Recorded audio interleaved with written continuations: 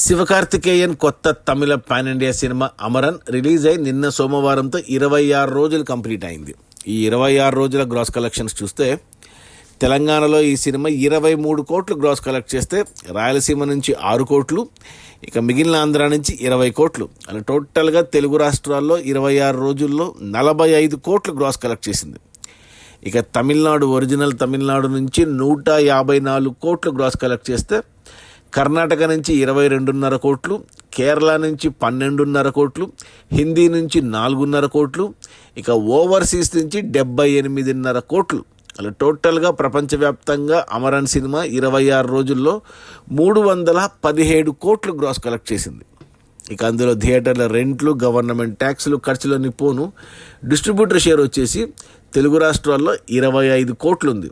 ఈ సినిమాని తెలుగు రాష్ట్రాలకి హీరో నితిన్ వాళ్ళ ఫాదర్ సుధాకర్ రెడ్డి 7 కోట్లకు కొంటే 25 కోట్లు వచ్చాయి. అంటే 18 కోట్ల లాభాలతో సినిమా డబుల్ బ్లాక్ బస్టర్ అయింది. ఇక తమిళనాడుకి ఈ సినిమాని డిస్ట్రిబ్యూటర్లు 40 కోట్లకు కొంటే ఇక్కడ వచ్చేసి 77 కోట్ల షేర్ వచ్చింది. అంటే 40 కోట్లకు కొంటే 37 కోట్ల లాభాలతో ఇక్కడ డబుల్ బ్లాక్ బస్టర్ అయింది తమిళనాడులో.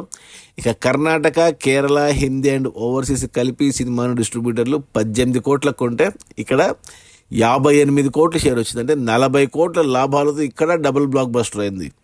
ఓవరాల్గా ఈ సినిమాని డిస్ట్రిబ్యూటర్లు 65 కోట్లకు కొంటే ఇక్కడ షేర్ వచ్చేసి 26 రోజుల్లో 155 కోట్లు, అంటే 90 కోట్ల లాభాలతో సినిమా డబుల్ బ్లాక్ బస్టర్ అయింది.